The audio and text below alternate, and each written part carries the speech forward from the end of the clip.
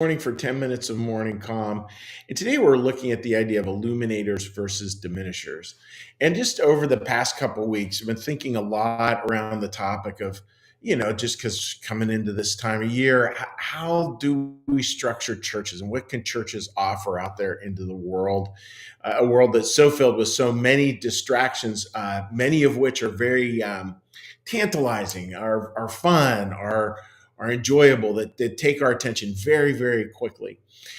And one of the things I think that is a challenge is that in this day and age, it's very easy to become very self-focused. I'm not saying selfish or narcissistic, but it's very easy to sort of get wrapped up in our own world of what are our thoughts, what are our feelings, what are our emotions in a particular moment. Even I was thinking about seeing somebody at the end of the day and said, "How did you feel your day went?"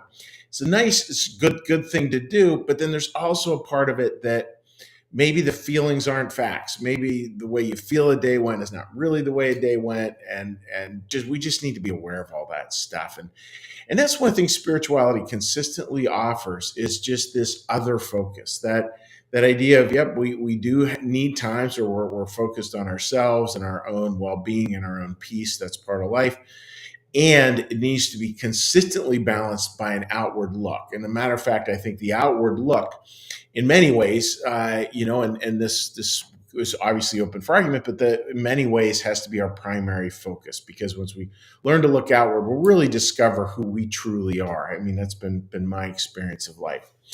And there's a beautiful phrase for understanding that, which is, this is courtesy of David Brooks. It's the idea of illuminators versus diminishers. Now, diminishers, I think we've all been around those people that somehow, we're just around them and it's just an energy suck. And it's just, we feel diminished, we feel smaller than. It may not be anything they necessarily say. It may just be they take up so much oxygen in a room that there's just no space left for anybody else. And I imagine, probably most of us have been diminishers in different arenas, hopefully not habitually, but it's not just something we look at over there with them. It's something we have to look at ourselves too and think, yeah, where am I being a diminisher in my life? And then there's illuminators. And I love that David Brooks chose the term illuminators, because I think that is so much, Jesus's message of how to be an illuminator to others. And again, it's that whole thing of hiding your light under a bushel. If we have to learn to not do that so that others can see. And illuminator, I love that idea. It's not a spotlight or a flashlight per se. It's something where we learn to illuminate. We learn to enter a space and we become a light within that space. And he had an interesting phrase for it. He said, those kind of people actually, and we've all been around them, thankfully, create what he called a reverse charisma. So the reverse charisma is where we find just their act of listening. They're so good at listening that becomes a charismatic experience almost, because we so enjoy being in their presence because they are such attentive listeners and because they're so deliberately and methodically curious. They know the questions to ask. They lean in. These kinds of people, when they're around us, oftentimes we feel like, even if we're in the middle of a crowded room having a conversation with them, we really feel that they really are there to hear and see us, and the conversation is very intimate, even if you're in a room with hundreds of people. Those kinds of people, folks, that is so much what I think we want to yearn for, is being that kind of illuminator, because it's coming at it not from an agenda. The one agenda is curiosity. And from a Christian New Church perspective, a lot of that curiosity is seeking out what is the good in this person, what is the good in the neighbor, and then I serve that. And it's not coming out, well, what is the good in you? It's not that at all. It's saying everyone has good. We're all made in the image and likeness of God. Everyone has good. Some of us are more asleep to it than others. And how can I draw close enough to be able to see that in another person and to be able to serve that as best I can? And that will take very soft edges to get there. As I've said, and continue to say many times in pastoring, it's kind of like when you walk towards a deer in the woods. How do you do that? You do it very quietly, because you don't want to scare anything off. And I think that's part of it here. And this is how he concludes concludes this section, which is I love. He uses a quote here from Leo Tolstoy. Human beings are like rivers. The water is one and the same in all of them. But every river is narrow in some places, flows swifter in others.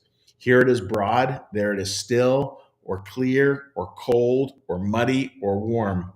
It is the same with people.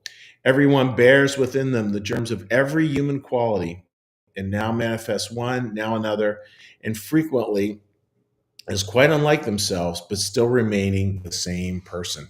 And just beautiful idea, right? And that's what we're trying to experience. That unity of mankind, that connectedness, that image and likeness of God that we all bear at our DNA level.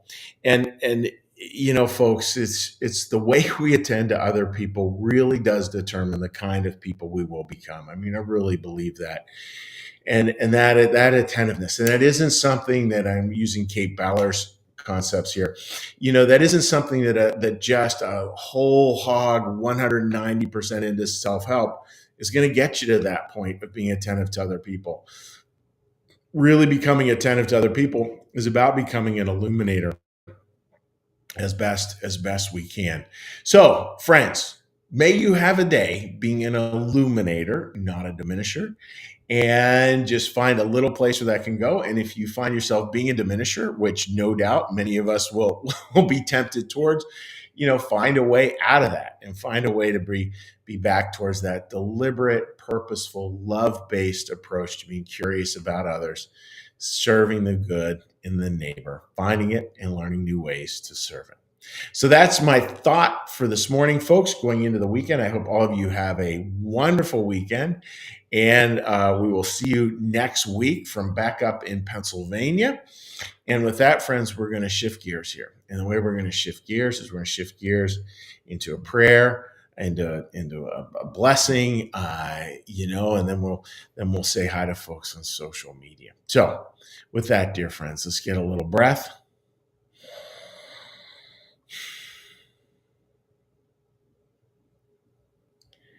Be still and know that I am God.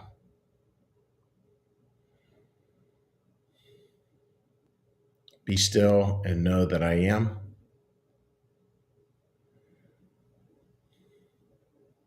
Be still and know that I.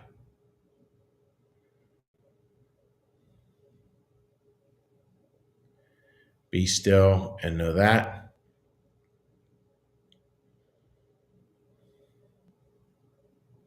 Be still and know.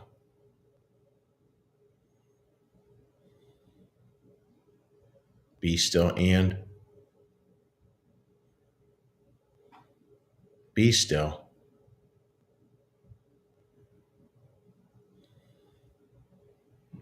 Be.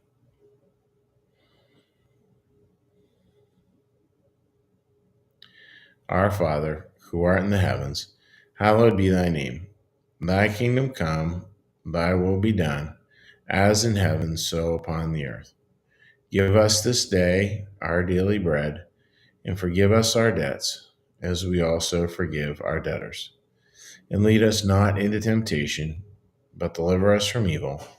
For thine is the kingdom, and the power, and the glory forever. Amen. May the Lord bless you and keep you. May the Lord make his face to shine upon you and be gracious unto you. May the Lord lift up his countenance upon you, bring you peace, and bring you home. Amen. Friends, wishing you all the very best. And now we will take a quick look-see here at any folks we have joining us online who've left a little comment here. Them here. All right. Sherry writes, Illuminators versus Diminishers. I love that. Yeah, it's a good one. It's a very good one. And highly recommend David Brooks' book about it. Ariella, great to see you joining us this morning, and love the quote from Tolstoy. It really is. It's a beautiful one, and that idea of the infinite variety within humanity and yet the sameness. What comes to my mind is the alphabet, right? We all share the same alphabet, 26 letters, but the infinite creations within that are really, there's a lot of spiritual wisdom there, that's for sure. All right, hopping back over to this page. Let's say hi to folks over there. All right, now some have comments, but it's not showing me the comments. All right, let me try one last fell swoop here. It's showing me people have commented, but it's saying I don't want to show you what those comments are. There we go. All right, Tori. Good morning to you, my friend. I hope you're doing well. Marcus, good morning. Hope life is good. Linda, good morning to you.